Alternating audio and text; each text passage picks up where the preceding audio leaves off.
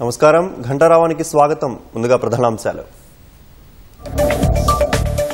రాష్ట్ర ప్రగతిని ప్రతిబింబించేలా రైజింగ్ పాలసీ ఉండాలన్న సీఎం. ప్యూర్ రేర్ అనే 3 రీజియన్లుగా అభివృద్ధి చేస్తామన్న రేవంత్ రెడ్డి. బీసీలపై కాంగ్రెస్ వైఖరి మరోసారి తేటతెల్లమైందన్న విపక్షాలు. కేవలం 17% సర్పంచ్ స్థానాలే కేటాయించారని బీసీ సంఘాల మండిపాటు. ప్రయాణికుల అవసరాలను సొమ్ము చేసుకుంటున్న ప్రైవేటు ట్రావెల్స్. పండుగల సమయంలో ఇష్టారాజ్యంగా ఛార్జీలు వసూలు.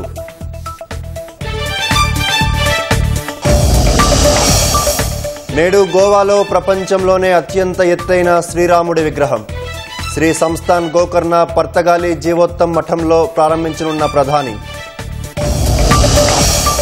చైనాలో భారతీయ సంస్కృతి ప్రాచీన భాషలపై పెరుగుతున్న మక్కువ. సంస్కృతం, పాలి వంటి వాటిపై పరిశోధనలు చేస్తున్న అక్కడి విద్యావేత్తలు.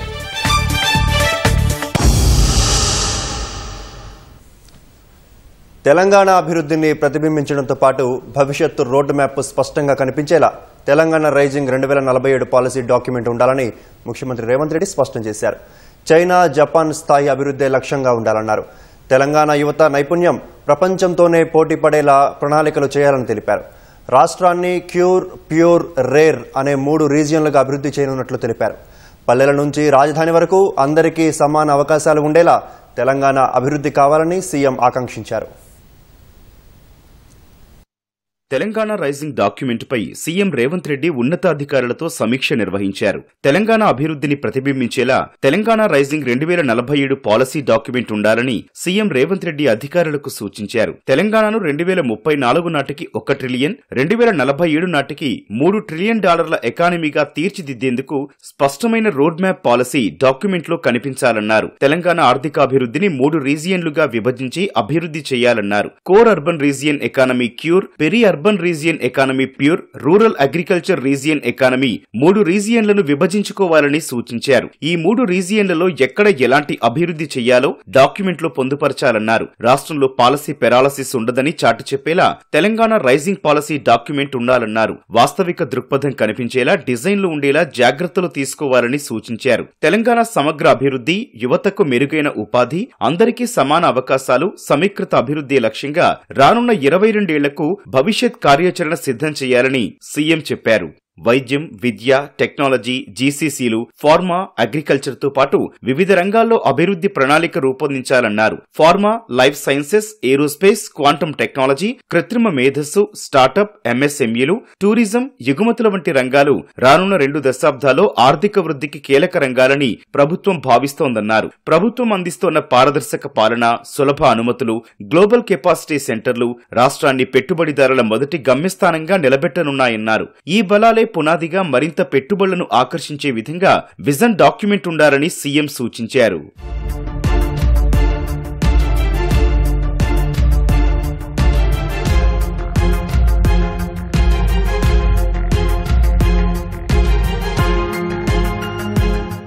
మూసీ పునరుజ్జీవం, హైదరాబాద్లోని 2959 చెరువులు, పార్కులు, అటవీ ప్రాంతాలను వాటి పూర్వస్థితికి తీసుకురావడంతో పాటు గ్రామాల్లో స్వచ్ఛమైన త్రాగునీరు, పరిశుభ్రమైన రోడ్లు, సౌర విద్యుత్ వెలుగులతో విలేజ్ 2.0 లక్ష్యంతో పనిచేసేలా ప్రణాళిక చేసినట్లు అధికారులు వివరించారు. Regional ring road, high speed mobility కారిడార్లు, రీజనల్ రింగ్ రైల్, 4 ఇండస్ట్రియల్ కారిడార్లు, 11 రేడియల్ రోడ్లు, వరంగల్, నిజామాబాద్, ఆదిలాబాద్, పెద్దపల్లి, కొత్తగూడెంలో కొత్త విమానాశ్రయాల ఏర్పాటును డాక్యుమెంట్లో వివరించనున్నట్టు తెలిపారు. కొత్తగా ఏర్పాటయ్యే ఎయిర్పోర్టులో కార్గో సర్వీసెస్ కూడా అందుబాటులో ఉండేలా ప్రణాళికలు సిద్ధం చేయాలని సీఎం ఆదేశించారు. హైదరాబాద్ నుంచి బందరు పోర్టు వరకు అత్యాధునిక హైవే, గ్లోబల్ వర్క్ ఫోర్స్ తో పోటీ పడేలా ఏటా 2 లక్షల యువతకు 1,00,000 మంది నిపుణులకు విదేశీ ఉపాధికి అవసరమైన నైపుణ్య అభివృద్ధి టార్గెట్ గా ప్రణాళికలు చేస్తున్నట్లు అధికారులు వివరించారు. హైదరాబాద్, వరంగల్, కరీంనగర్ కేంద్రాలుగా స్పోర్ట్స్ విలేజీలు నిర్మించనున్నట్లు చెప్పారు. హాలిస్టిక్ వెల్నెస్ సెంటర్లు, టూరిజం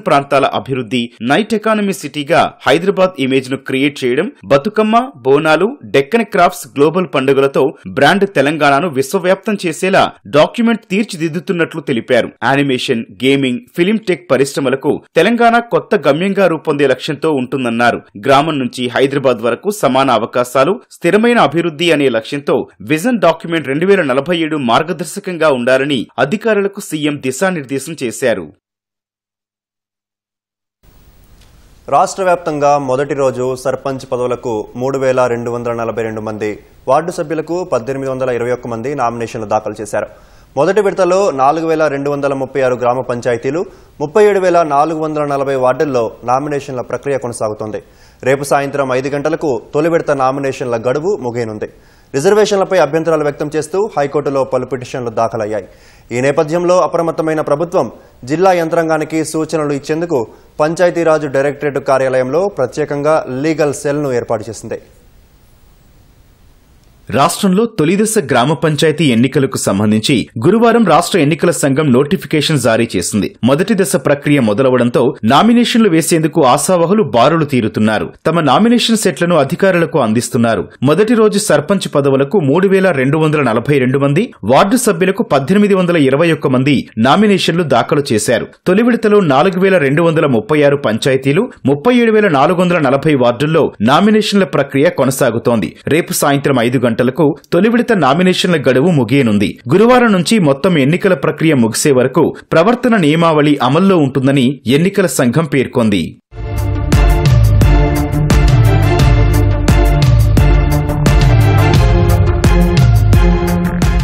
నిబంధనల ప్రకారం ఎన్నికల వ్యయ పరిశీలన కోసం అభ్యర్థులకు కొత్త బ్యాంక్ అకౌంట్ ఉండాలి. ఆ నిబంధనతో అభ్యర్థులంతా బ్యాంకులను ఆశ్రయించారు. ఖాతా తెరవడానికి బ్యాంకు అధికారులు పాన్ కార్డు అడుగుతున్నారు. చాలా మందికి పాన్ లేకపోవడంతో ఖాతాలు తెరవలేకపోయారు. పోస్టాఫీసుల్లోనూ ఖాతాలు తెరిచేందుకు ఎన్నికల సంఘం అవకాశం కల్పించినా అక్కడ వీలు పడటం లేదు. నామినేషన్లకు ఈ నెల 29 వరకే గడువుంది. నామినేషన్లకు కుల ధృవీకరణ పత్రాలు సమర్పించాల్సి ఉండగా కొత్తగా వాటిని పొందే అవకాశం లేదని ఎన్నికల సంఘం గుర్తించింది. అభ్యర్థులు తమ కులంపై స్వీయ ధృవీకరణ సమర్పించేందుకు అనుమతించింది.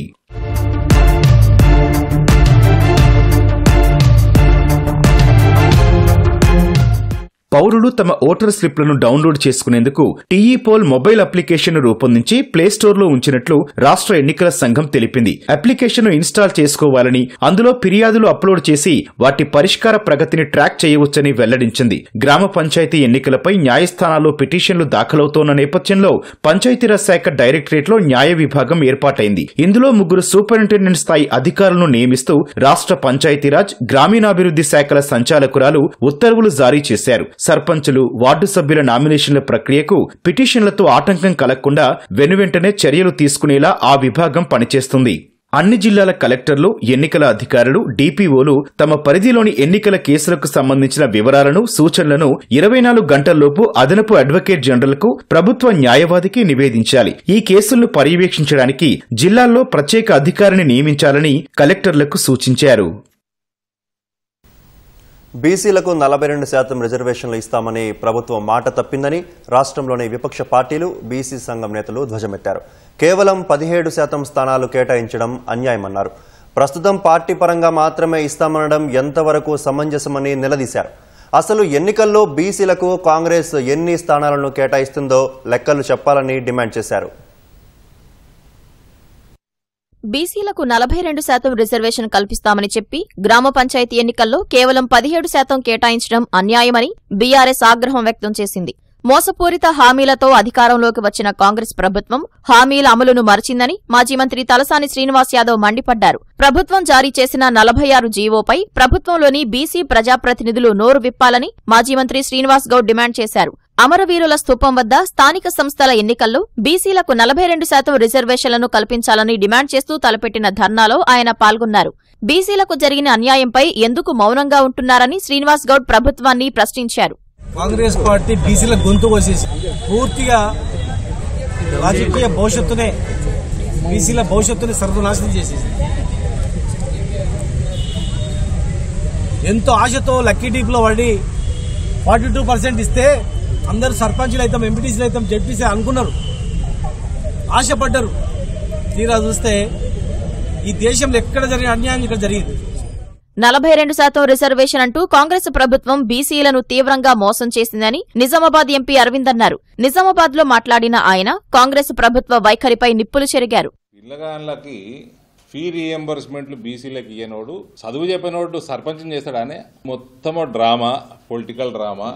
ఇలా జీవితంలో ఎన్నడూ ఇవ్వలేదు కాంగ్రెస్ పార్టీ. మా నాయనని కూడా కలుపుతున్న నేను అధ్యక్షుడుగా 40% ఇస్తాం, 50% ఇస్తాం అంటే 25-30% దాటకపోయినాడు. మస్తు చెప్తుండే, ప్రామిసులు మస్తు చేస్తుండే, ట్రై చేస్తుండే, కుదరకపోతుండే, నియత కూడా ఉండకపో. ఇప్పుడైతే ఘోరం. 42లో సగం కూడా లేదు. ఇప్పుడు 17% వీళ్ళకున్న దొంగ నాటకము, దొంగ ప్రేమ బయటపడ్డది కుల్లా. కాంగ్రెస్ ప్రభుత్వం బీసీలను మోసగించిందని తెలంగాణ రాజ్యాధికార పార్టీ రాష్ట్ర ప్రధాన కార్యదర్శి వట్టే జానయ్య యాదవ్ విమర్శించారు. బీసీలకు 42% రిజర్వేషన్లు కల్పిస్తామని చేతులెత్తేసిన రాష్ట్ర ప్రభుత్వానిది హేయమైన చర్యగా బీసీ ఐకాసా రాష్ట్ర చైర్మన్ జాజుల శ్రీనివాస్ గౌడ్ అభివర్ణించారు. పార్టీ పరంగా రిజర్వేషన్లు ఇస్తామనడం దారుణమన్నారు. కాంగ్రెస్ పార్టీ బీసీలకు ఎన్ని స్థానాలు ఇచ్చిందో లెక్కలు బయటపెట్టాలని జాజుల డిమాండ్ చేశారు. రిజర్వేషన్ల తగ్గింపుతో రాష్ట్రంలోని 33 మండలాల్లో ఒక్క బీసీ సర్పంచ్ అభ్యర్థి లేడని బీసీ ఐకాసా అధ్యక్షుడు ఆర్ కృష్ణయ్య ధ్వజమెత్తారు.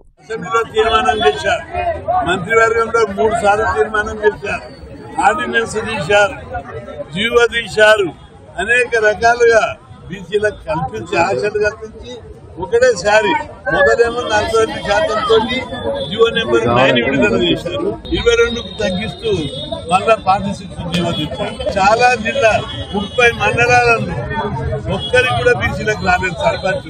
ఈ విధంగా బీసీలకు అడుగడుగున గొంతులు వచ్చారు, అన్యాయం చేశారు. జీవో నెంబరు 9 ఉండంగా హైకోర్టులో కేసు నడుస్తుండగా మీరు ఇంకొక జీవో ఎట్లా తీస్తారు? ఎన్నికలకు ఎట్లా పోతారు? స్థానిక ఎన్నికల్లో కాంగ్రెస్ పార్టీ సత్తా చాటుతుందని కార్మిక శాఖ మంత్రి వివేక్ వెంకటస్వామి ధీమా వ్యక్తం చేశారు. మంచిర్యాల జిల్లా మందమర్రిలో కాంగ్రెస్ కార్యకర్తలు పార్టీ శ్రేణులతో ప్రత్యేక సమావేశం నిర్వహించారు. స్థానిక ఎన్నికల్లో విజయం దిశగా వెళ్లేందుకు చేపట్టాల్సిన చర్యలను వివరించారు. ప్రజలు బీఆర్ఎస్ ను ఎప్పుడో తిరస్కరించారన్న మంత్రి కాంగ్రెస్ మాదిరి స్థానిక పోరులో 42% రిజర్వేషన్లు ఇస్తారా ఇవ్వరా చెప్పాలని విపక్షాలను డిమాండ్ చేశారు. కేటీఆర్ గారు నిన్న స్టేట్మెంట్ చూసిన కాంగ్రెస్ పార్టీ మోసం చేస్తుంది 42% రిజర్వేషన్ అని చెప్పి. నిజంగా కేటీఆర్ కి ఏమి లీడర్షిప్ అర్థమైతలేదు. వారు హయాంలో ఉన్నప్పుడు వారే ఒక రూల్ తీసుకొచ్చి అసెంబ్లీలో యాక్ట్ ప్రకారంగా 50% ఉండాలని చెప్పి ఆయన యాక్ట్ తీసుకొచ్చిండు. ఇప్పుడేమో పెద్ద నేను బీసీల వైపు ఉన్నానని చెప్పి ఒక డ్రామా వేస్తున్నాడు. కాంగ్రెస్ పార్టీ ఇప్పుడు కూడా 42% రిజర్వేషన్ కి కట్టుబడి ఉంది.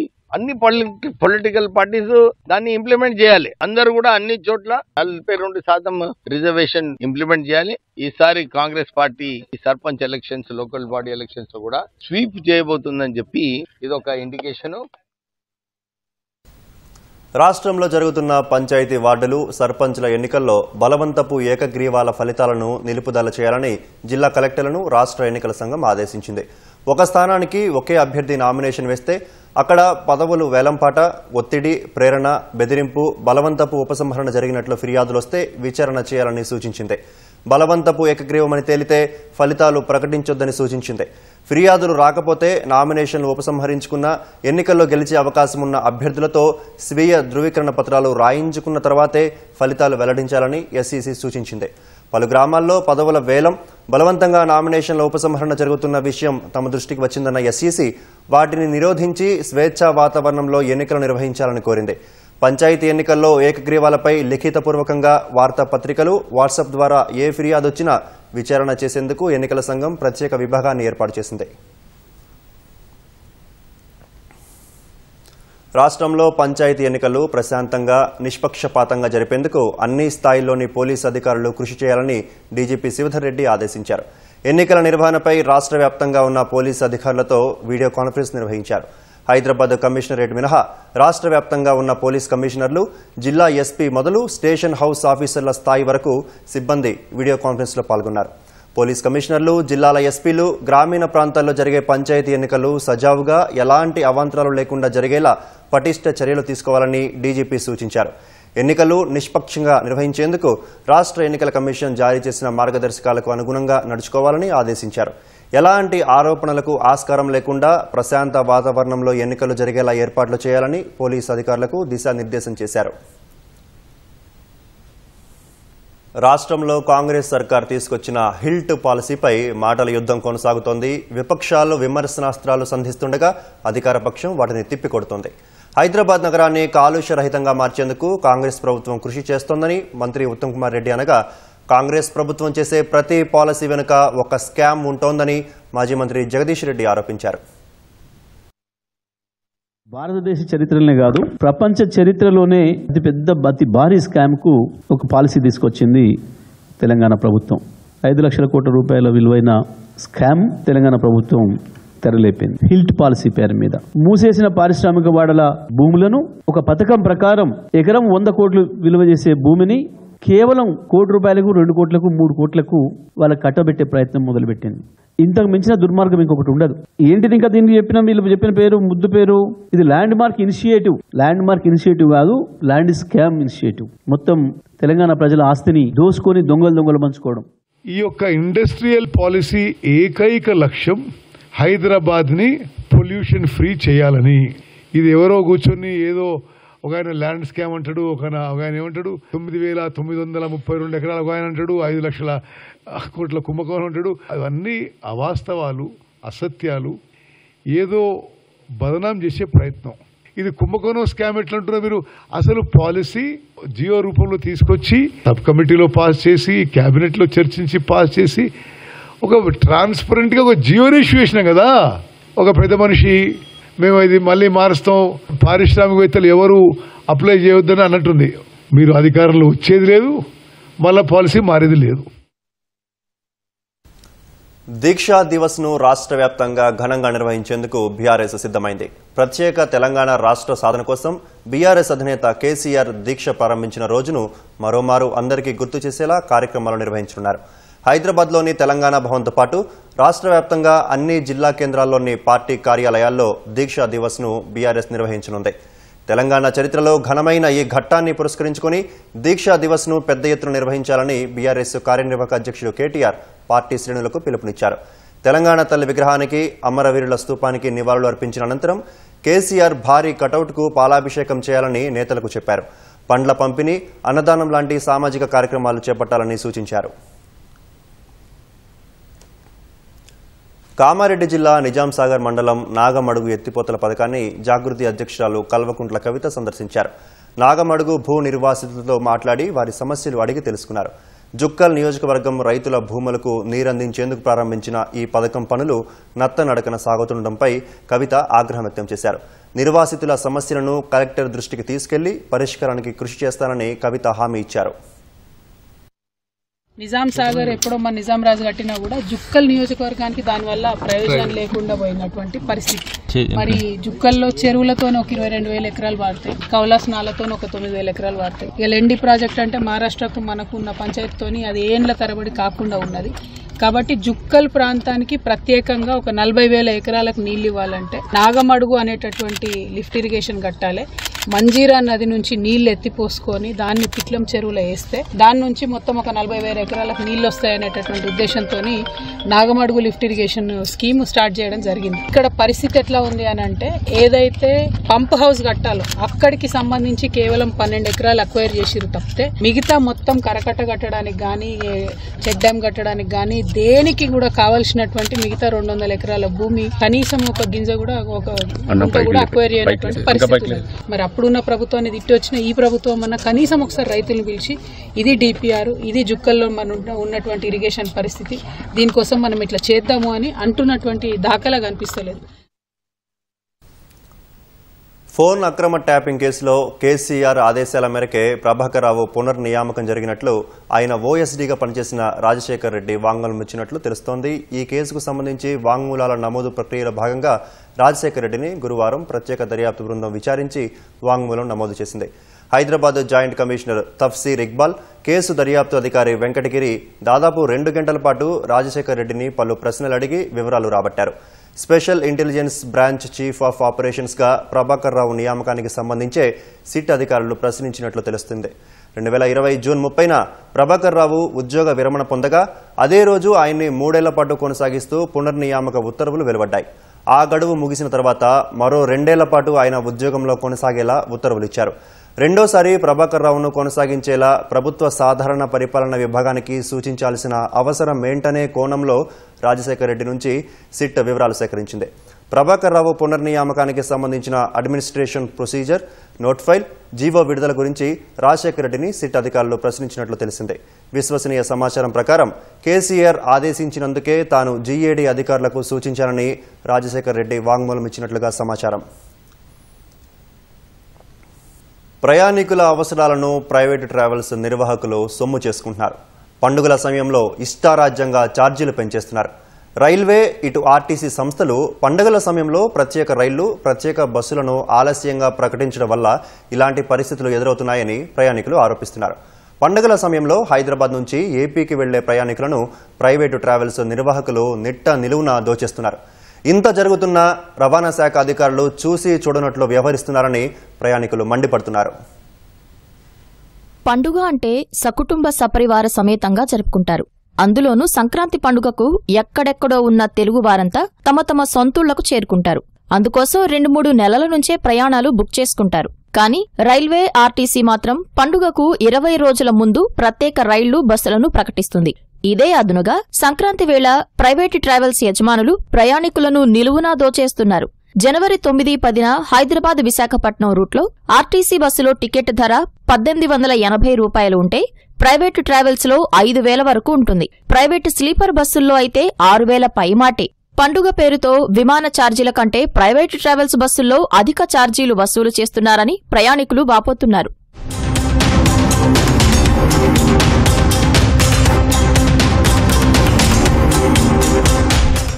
సంక్రాంతి పండుగకు హైదరాబాద్ నుంచి ఏపీలోని అనేక ప్రాంతాలకు ప్రజలు వెళ్తుంటారు. ప్రస్తుతం సంక్రాంతికి హైదరాబాద్ నుంచి విజయవాడ, విశాఖపట్నం, రాజమహేంద్రవరం వంటి ప్రాంతాలకు వెళ్లే రైళ్లు, ఆర్టీసీ బస్సుల్లో టికెట్లు అయిపోయాయి. ప్రత్యేక రైళ్లు, బస్సులు ప్రకటించడంలో రైల్వే శాఖ, రోడ్డు రవాణా సంస్థలు జాప్యం చేస్తున్నాయి. ఆ పరిస్థితులను ప్రైవేటు ట్రావెల్స్ యాజమాన్యాలు తమకు అనుకూలంగా మలుచుకుంటున్నారు.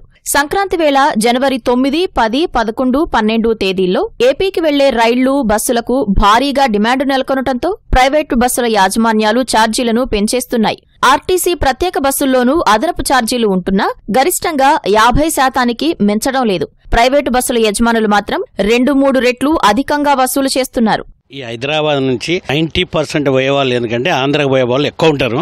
వాళ్ళకి ఏంటంటే ముందు నెల నుంచి 2 నెలల నుంచే బుకింగ్ కావడానికి వాళ్ళు ముందు ఆర్టీసీ కానీ ప్రైవేట్ బస్సుల వాళ్ళు అప్రోచ్ అవుతుంటారు. ప్రైవేట్ వాళ్ళు ఏం చేస్తారంటే ఒకటికి 4 గంటలు కానీ 5 గంటలు కానీ రేట్లు డబుల్ వసూలు చేస్తారు. అంతకుముందు మామూలుగా విజయవాడ కానీ ఎక్కడ కానీ విశాఖపట్నం కానీ ఎక్కడైనా వాళ్ళు అడుగుతుంటే ఏమవుతుందంటే 1000 నుంచి 1200 నుంచి 1500 వచ్చేది ఉండే. కానీ ఇప్పుడు ఏం చేస్తారంటే వాళ్ళు ఈ యొక్క ఎక్కువ పబ్లిక్ ఈ సంక్రాంతి అనగానే వాళ్ళకి ఎక్కువ వాళ్ళు కంపల్సరీ పోతారని చెప్పి వాళ్ళు 300, 400 దోపకం అనేది ఎక్కువ అది జరుగుతుంది.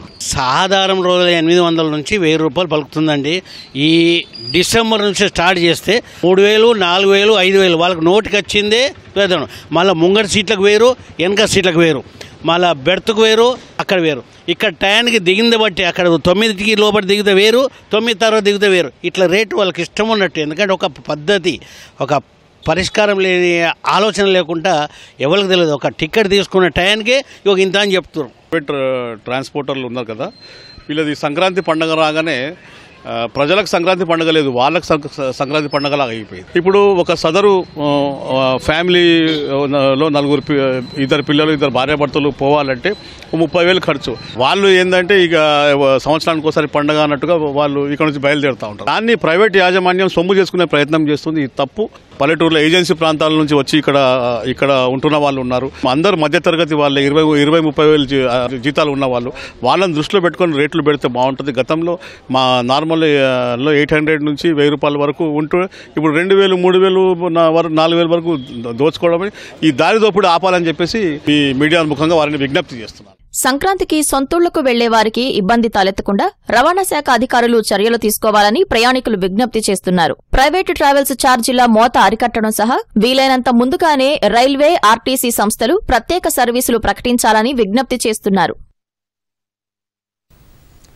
ప్రపంచంలోనే అత్యంత ఎత్తైన శ్రీరాముడి విగ్రహాన్ని ప్రధాని నరేంద్ర మోదీ ఇవాళ గోవాలో ఆవిష్కరించనున్నారు. శ్రీ సంస్థాన్ గోకర్ణ పర్తగాలి జీవోత్తం మఠం 550వ వార్షికోత్సవం సందర్భంగా ఈ విగ్రహ ఆవిష్కరణ కార్యక్రమం జరగనుంది. 77 అడుగుల ఎత్తు ఉన్న ఈ విగ్రహాన్ని ప్రముఖ శిల్పి రామ్ సుతార్ రూపొందించారు. గుజరాత్లోని సర్దార్ వల్లభాయ్ భారీ విగ్రహాన్ని కూడా రామ్ సుతార్ తయారు చేశారు. ప్రధాని మోదీ పర్యటన దృష్ట్యా అధికారులు కట్టుదిట్టమైన భద్రతను ఏర్పాటు చేశారు. విగ్రహావిష్కరణ జరిగే మఠ ప్రాంగణంలో ప్రత్యేక హెలీప్యాడ్ను సిద్ధం చేశారు. ఇవాళ మధ్యాహ్నం సుమారు 3 గంటల 45 నిమిషాలకు కార్యక్రమ స్థలానికి చేరుకున్న మోదీ మఠంలో ఉన్న ఆలయాన్ని దర్శించుకోనున్నారు. ఈ కార్యక్రమానికి గోవా సీఎం ప్రమోద్ సావంత్, గవర్నర్ అశోక్ గజపతిరాజుతో పాటు కేంద్ర మంత్రులు, ఇతర రాష్ట్రాలకు చెందిన మంత్రులు పలువురు హాజరు కానున్నారు.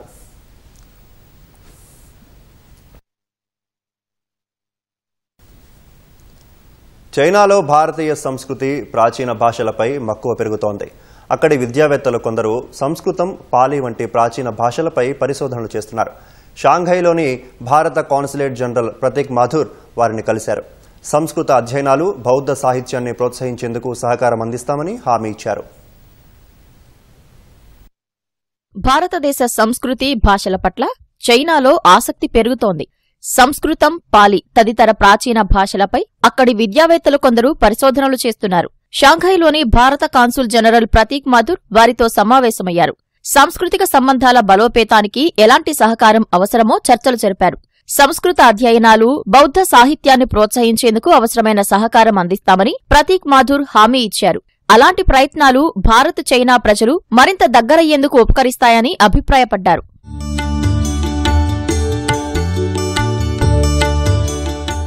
బీజింగ్ ఫారిన్ స్టడీస్ యూనివర్సిటీలో సంస్కృతం, పాలీ బోధించే associate professor doctor Zhou Likun, Narasimha workshop వ్యవస్థాపకురాలు లీ హన్సీతో భారత కాన్సుల్ జనరల్ ప్రతీక్ మాథుర్ చర్చలు జరిపారు. సంస్కృత అధ్యయనాన్ని ముందుకు తీసుకెళ్లడం, బౌద్ధ సాహిత్యంపై పరిశోధనలు చేయటం, వినూత్నమైన సాంస్కృతిక ప్రాజెక్టుల విషయంలో పరస్పర సహకారానికి ఉన్న అవకాశాలపై చర్చించారు. భారతదేశ ఖగోళ శాస్త్రం, క్యాలెండర్లు, సాహిత్యంపై తాను చేసిన పరిశోధనల ద్వారా తెలుసుకున్న విషయాలను డాక్టర్ జౌ లికున్ వివరించారు. నరసింహ వర్క్షాప్లో భాగంగా భారత సంస్కృతి సంబంధిత సృజనాత్మక సేవలు, ఉత్పత్తుల గురించి లీ హన్సీ వివరించారు.